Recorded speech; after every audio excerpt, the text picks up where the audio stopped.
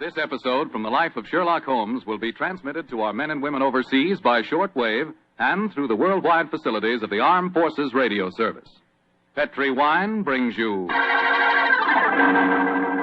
Basil Rathbone and Nigel Bruce in the new adventures of Sherlock Holmes.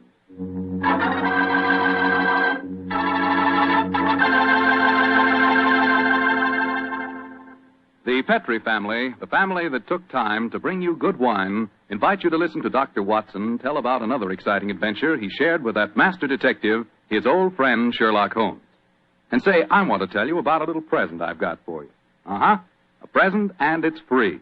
It's a swell recipe calendar printed in full color, and it's good for 2 years, 1945 and 46.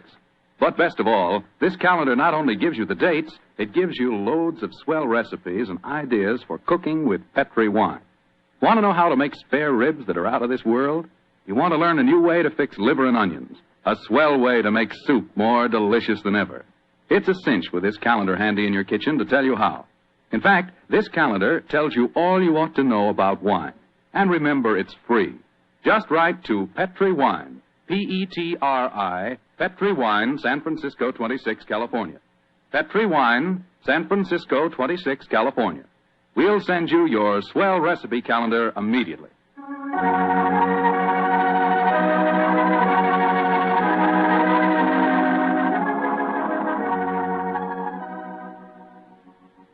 And now for our weekly visit with the genial Dr. Watson. Good evening, Doctor. Good evening, Mr. Foreman. Come in and settle yourself down. Thank you. You're looking particularly comfortable tonight, Doctor. Feet up on the sofa and the puppies asleep on your lap. Yes, my boy. The three of us went for a long walk on the beach this afternoon. Monty and Winnie had a running battle with the seagulls. In consequence, they've been fast asleep ever since we got home. Oh, I hope you're not too tired, Doctor. I'm counting on a new Sherlock Holmes story, you know. No. I'm all ready for you, Mr. Foreman. In fact, I was going through my notes on the case just before you arrived. Well, last week you told us it concerned a strange society who held their meetings in an underground vault of a furniture warehouse. Yeah, that's right, my boy. Now, down, Winnie. Get down, Monty. No. Down. The story really began one stormy November night in 1887. I was married at the time and living away from Baker Street. On this night in question, my wife had already gone to bed, and I was nodding in front of the fire over one of Clark Russell's fine sea stories. I'd had a very tiring day, I remember. It was about the hour that a man gives his first yawn and glances at the clock. When suddenly, my front doorbell jangled discordantly. Oh, our servant Edna had gone up to bed, so I crossed to the window and opened it. It was very dark, but I could just see the outline of a figure standing on my doorstep. It looked like a woman. Suddenly, a cultivated voice called up to me. Is the doctor in? Yes, madam. I'm the doctor. Then please come at once. It's a matter of life and death. I have a carriage waiting. Gracious me. All right. I'll be down immediately. I closed the window, scribbled a note to my wife, grabbed my coat and hat and my bag, and a few minutes later I stepped out of the front door and closed it behind me. The carriage was standing at the curb, but I couldn't see any trace of the lady who'd called me. The only person in sight was an old and repulsive-looking beggar woman, dressed in rags and tatters. After a moment of bewilderment, I spoke. My good woman, did you see a lady leave here a moment ago? No, Doctor, she didn't leave. She's still waiting for you. Oh, forgive me, madam, but clothes of yours, I thought you were a beggar woman. There isn't any time to discuss that now. Please get in this carriage. Oh, but where's the driver? I'm going to drive. Please get in. Very well. It's only business. Are you sure that you can handle those horses, madam? Of course I can. Well, I wish you'd tell me the way you're driving, ma'am. Please don't ask me any more questions, Doctor. You'll find out soon enough.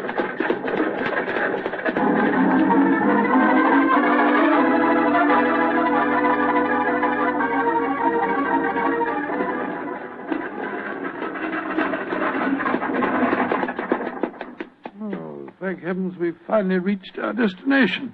Must have driven halfway across London. Oh, hello. Must be somewhere down near the river. No dwelling places here. Nothing but enormous warehouses. Why have we stopped here, madam? Oh, this is where we're going. Please follow me down these steps. I wish you'd tell me where you're taking me. We have a club here in the basement. You'll see for yourself in a moment. It's a very solid-looking door. How do you propose to get past it? I'll show you.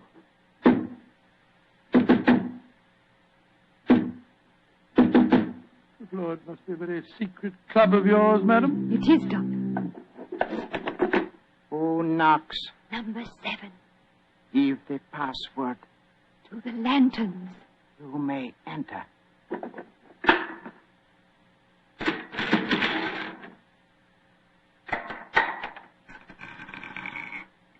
Follow me, Doctor.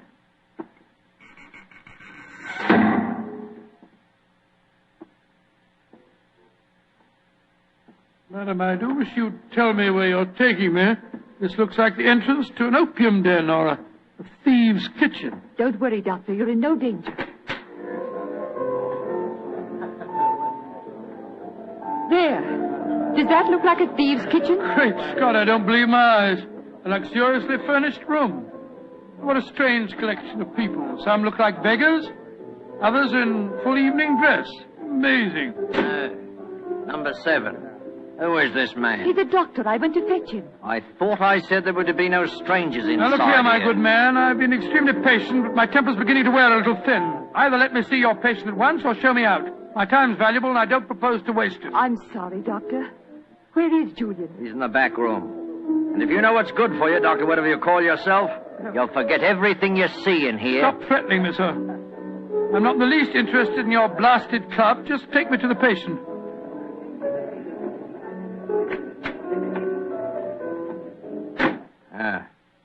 This is the man we want you to examine, Doctor. Huh?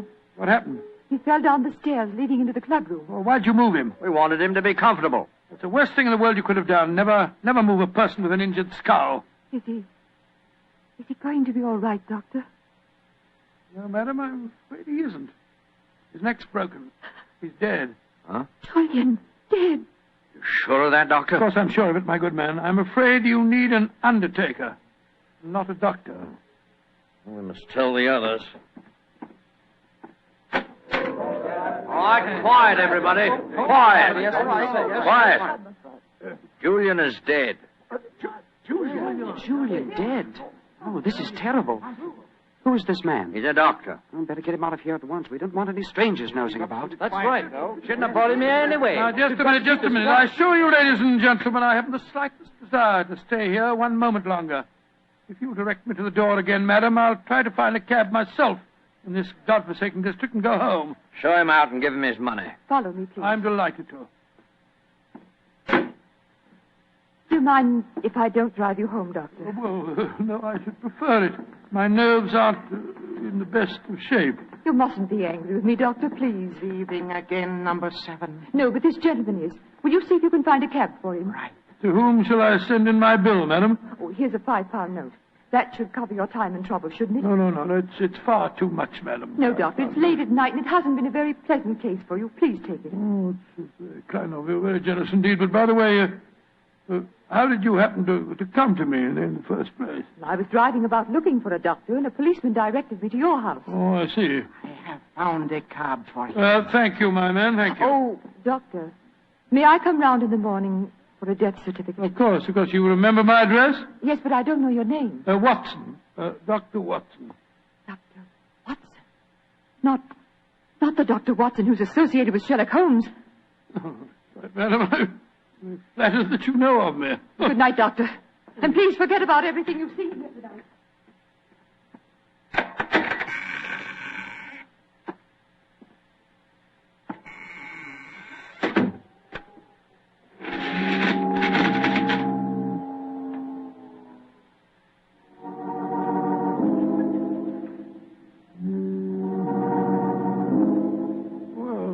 My soul, what an amazing business. Holmes will be interested to hear about this.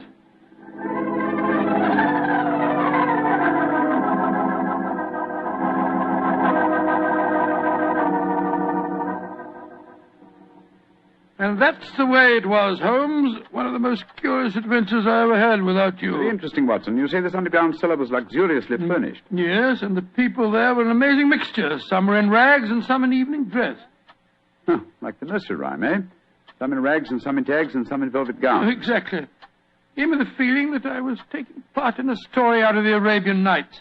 I must say, though, I was pretty angry at the time. However, after a good night's rest, I feel quite differently this morning.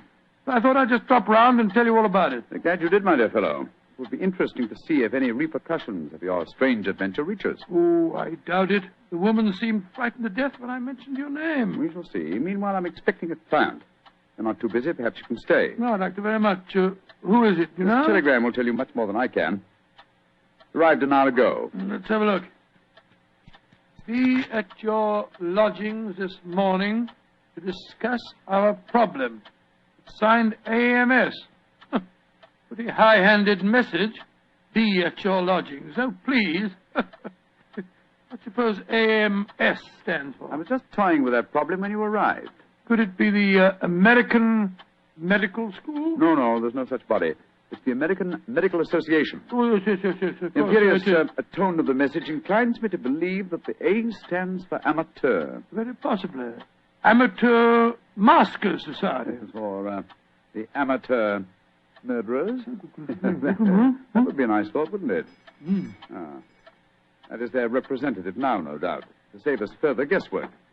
Holmes, it looks like the same carriage that I drove in last night. The girl standing on your doorstep dressed in the height of fashion. Mrs. Hudson's letting her in. Splendid. It seems that we have not heard the end of your adventure. Go and meet the lady at the top of the stairs, will you, old chap, and save Mrs. Hudson's legs. Right you are, Holmes. Thank you, Mrs. Hudson, thank you. All right, come in, madam. Want to come in? Thank you, Dr. Watson. Mr. Sherlock Holmes, At your service, madam. Won't you sit down? I'm Lady Dorothy Brownlee. It's your voice. You're the lady who fetched me last night, dressed up as a beggar woman. Yes, I am, Dr. Watson. Forgive me for being so mysterious at the time. Doubtless you have come to consult me regarding last night's unfortunate accident at the Amateur Mendicant Society. How did you know what the initials stood for, Mr. Holmes? Well, after hearing Dr. Watson's story of last night's happenings, the connotation seemed obvious. Am I right? Perfectly. Last night, when Dr. Watson told us Julian was dead, we thought it was an accident. And now you think it is murder, eh? Lady Brownlee, if you expect my help, there must be no more mystery. Just what is this Amateur Mendicant Society? I'm afraid it'll be a little hard for you to understand our motives. We're a group of people, rather wealthy people, I suppose, who find pleasure in deliberately leading a seamy life disguised as beggars. We use the basement that you were in last night, Doctor, as our headquarters. We keep our beggars' clothes there and change out of them before we go home. Oh, what a fantastic idea. What a futile, worthless way of spending your leisure time, Lady Brownlee. I suppose it must seem so, Mr. Holmes. But we're curious to learn how the other half lives. And of course, there's a certain thrill in rubbing shoulders with the police. At least we do some good. Indeed. I should be interested to learn how. All the money we make as beggars we give to charity. Oh, do you really? And you feel that this gesture on your part absolves you from any responsibility to the real beggars whose livelihood you're impairing? I hadn't thought of it just like that. No. Then I suppose you won't want to help us. Oh, that's quite another matter, madam. As a professional detective, I cannot afford to be a moralist. Yes, I will investigate this case for you, though I warn you my fee will be an extremely high one. Money isn't important, Mr. Holmes, as long as we can solve Julian's death without bringing the police into the case. Lady Brownlee, who is the dead man? The man you refer to as Julian? Julian Trevor, the poet. Oh, He was yes. the one who started our society. Yes, I think I've read some of his work. Decadent. Distinctly decadent. Well, what makes you think that he was murdered, Lady Brownlee? Well, after you left last night, Dr. Watson, there was a terrible scene. You remember Sidney Holt? Oh, was he the big fellow who was so unpleasant to him? Yes, that's the one. Oh, do I remember him? He said that he saw Lord Cecil deliberately trip Julian as he came to the head of the staircase. Oh, Lord Cecil being... Lord Cecil Dyrenforth, son of the Earl of Mersham. Oh, yes. There was a bitter argument. Cecil accused Sidney of doing the same thing. Then they had a dreadful fight. And it ended up with Cecil threatening to go to the police. So that's when we decided to send a telegram to you, Mr. Holmes. Oh, yes, I see. So the proof of murder depends on such flimsy evidence as to whether the dead man fell or, well, should we say, was pushed. What it seems like. Mr. Holmes, even though you don't approve, please help us, won't you? Yes, Lady Brownlee, I will. Will you come back with me now to our headquarters? I shall join you within the hour. In the meantime, my old friend Dr. Watson can go with you. But Holmes, what can I do without you? You know my methods, old chap. Act accordingly. Oh? Very well, Mr. Holmes. But you promise you'll be there. I promise you that I will be there, madam. Thank you so much, Mr. Holmes. We'll be expecting you. Come on, Doctor. Well, I'll just get my hat and coat. Holmes, what are you up to? Go with her and ask no more questions. I shall join you within the hour. Holmes, there's a glint in your eye. I don't think you believe her story. Of course I don't, Watson. Well, then what? Then go with her, old fellow, and keep your wits about you. The game's afoot.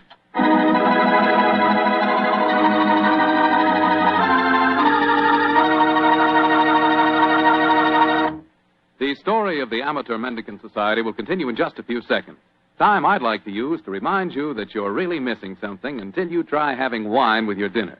And I mean a Petri wine. Let's say a Petri California Burgundy or a Petri California Sauterne. Both wines are just made to make good food taste better. If you like a red wine, try Petri Burgundy. Try it with hamburger, with stew, with any meat or meat dish. And if you like a delicious white wine, a wine that'll make chicken taste better than ever, try a well-chilled Petri Sauterne. With food, nothing can take the place of a good Petri wine.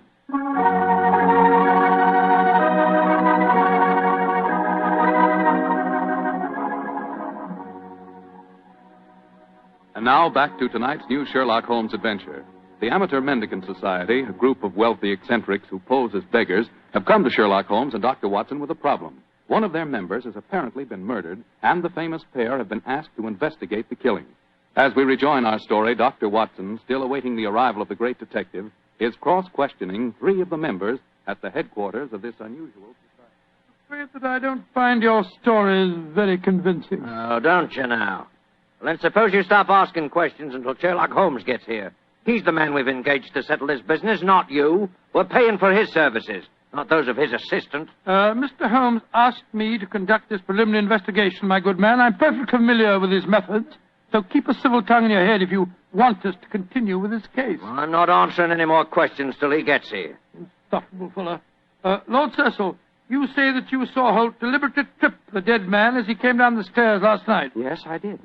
Well, where were you standing, sir? At the head of the staircase. Holt was beside me, and as Julian came by, he deliberately... Excuse me, number 11, excuse me. What is it? There is a strange man just come in. He is dressed as you when you work, but I do not remember to have seen him here before. He speaks very rough. Did he give the correct signal? Yes, and the password. He must be a new member. I suppose we better see him. Bring him in. Oh, bad time for him to come here, confound it. This way, please. Tommy, what a nice place you got here. Yeah, quite a nice place. Certainly do yourselves proud, don't you? Who are you, and how did you get in here? I'll give you a signal and the password, just like Julian told me to. Are you a friend of Julian? Of course I am. He told me to meet him here today. Who are you, really? Are we all friends here? Yes, you can talk freely. Then permit me to introduce myself. I am Don Luis Jose Fernando de las Torres at your service. Why? Why do you want to join us? When Julian tell me about it, it tickled my, my funny bone. It is a so charming idea, aficionados of mendicancy. I suppose he's all right. Of course I'm all right. Now, where is Julian, please? He will vouch for me. He's in the other room. He had an accident. An accident? Not a bad one, I hope? A very bad one. Dr. Watson, you better take him in there and break the news to him. Very well. Follow me, sir. This is terrible. Please, tell me what happened, Doctor. I'm afraid you must prepare yourself for a shock, sir. Your friend is dead. Dead?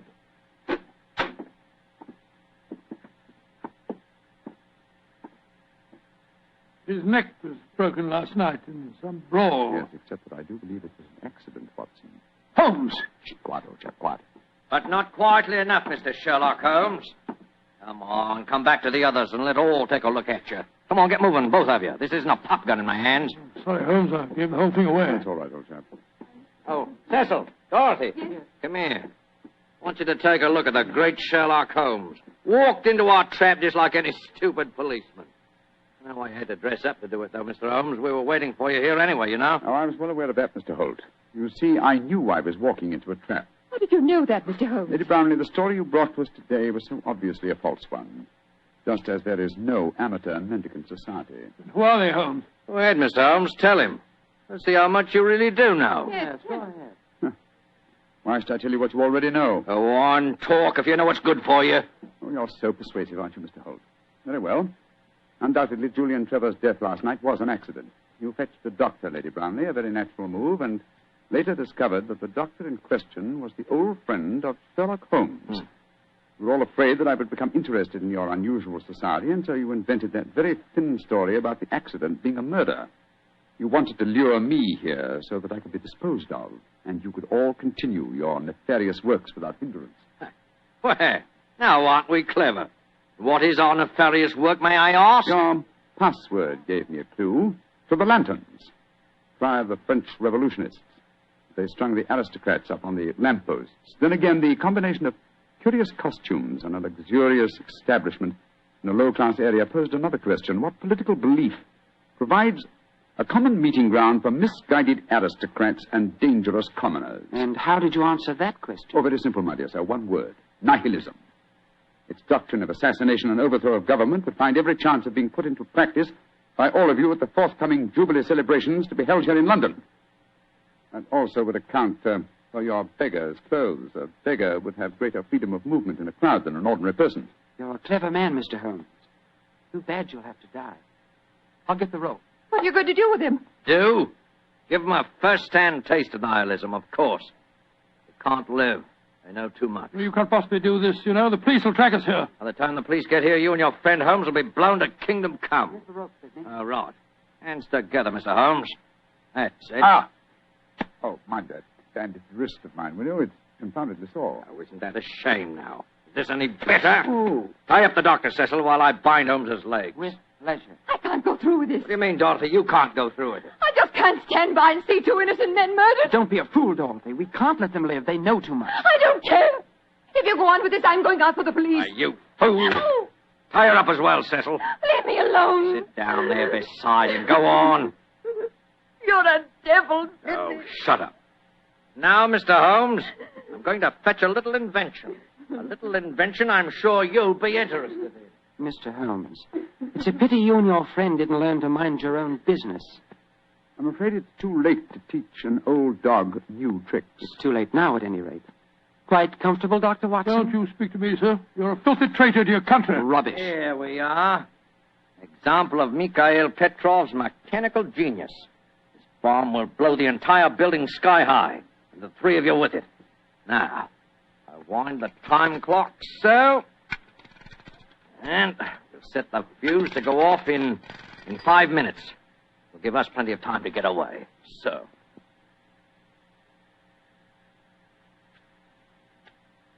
Come on, Sidney, let's get out of here. Right. Charming picture.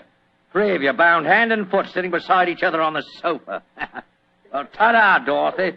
Think of our cause during the 5 minutes. And as for you, Mr. Holmes, and your friend, good riddance to bad rubbish.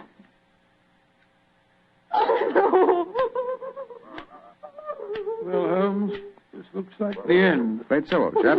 I blame myself. If I hadn't been so infernally noisy when I recognized you, we wouldn't be in this mess. Wasn't your fault, old fellow. I think they suspected me anyway. Well, I must say, it seemed to me that you told them a great deal more than was necessary about your suspicions. Surely you could have pretended ignorance. Oh, I suppose I could have done. I can't die yet. I'm not ready to Courage, die. Lady Brownlee, courage. And by the way, was I right in assuming that your associates are nihilists? Of course they are. They're planning to assassinate the Prime Minister during the Jubilee celebration. Prime Minister, great heavens, Holmes, we've got to get free. Assuming some miracle happened, and we did get free, and your former associates were arraigned in court, would you testify against them? Oh, of course I would. But what chance is there of that? That devilish car, why doesn't it stop If ticking? it bothers you that much, Lady Brownlee, I'll stop it for you. Holmes, your hands are free. Of course they are, my dear fellow. The bandaged wrist I mentioned just now concealed a razor-edged blade. I cut through the ropes almost before our friends had left the room. Then why did you keep us in this suspense, Mr. Holmes? I wanted to be quite sure that you'd testify in the forthcoming trial, madam. There we are. That renders the bomb harmless. Aha! And that means that the police have sprung the trap that I set for your associates, Lady Brownlee. It's lucky for you that you had a change of heart and prevented you from leaving us. Oh, Mr. Holmes, how can I ever thank you? Holmes, you had the place surrounded with police when you came in here. Of course I did, my dear fellow. Here, let me undo your ropes. No wonder you were so calm. No wonder you told them so much. You wanted them to show their hands. Precisely, old fellow. And they obliged me most satisfactorily. They attempted our triple murder. They are self-confessed anarchists. And with the evidence of Lady Brownlee, I'm sure that we can put them where they all belong. Considering it's barely noon, I think you'll agree, Watson, that is a very comprehensive morning's work.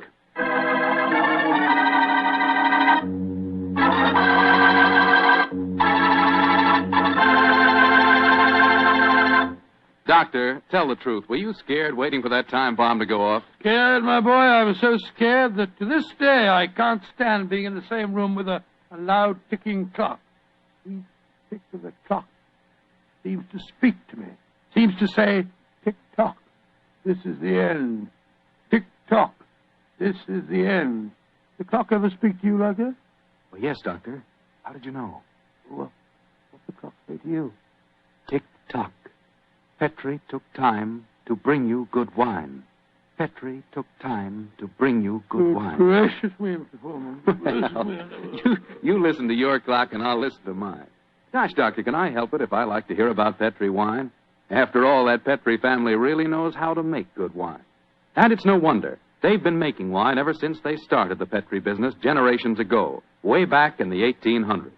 And because the making of Petri wine is a family affair, well, they've been able to hand on down from father to son, the skill and experience of each preceding generation. So naturally, when it comes to turning luscious, sun-ripened grapes into fragrant, delicious wine, well, you just can't beat the Petri family, because Petri took time to bring you good wine. And say, don't forget to take time to send for your Petri recipe calendar. It's free. Just write to Petri Wine, Petri, Petri Wine, San Francisco 26, California. San Francisco 26, California. This offer is intended to apply only in those states and other localities where its acceptance is permissible by law and regulation.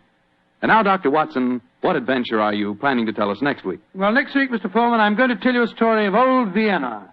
The Vienna of sparkling lights, beautiful women, and lilting music.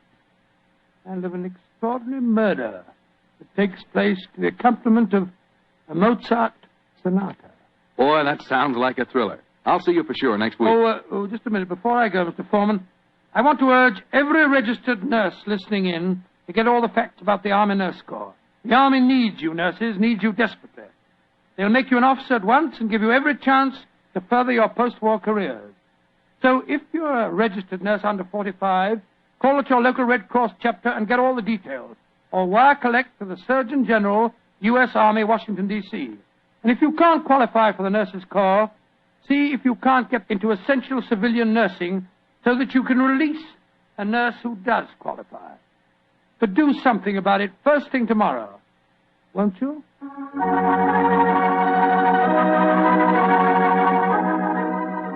Tonight's Sherlock Holmes adventure is written by Dennis Green and Anthony Boucher and is based on an incident in the Sir Arthur Conan Doyle story, The 5 Orange Pips. Mr. Rathbone appears through the courtesy of Metro-Goldwyn-Mayer and Mr. Bruce through the courtesy of Universal Pictures, where they are now starring in the Sherlock Holmes series. The Petri Wine Company of San Francisco, California, invites you to tune in again next week, same time, same station. Meanwhile, don't forget to take advantage of our offer of a free recipe calendar. Oh, the Petri family took the time to bring you such good wine. So when you eat and when you cook, remember Petri wine. To make good food taste better, remember... Petri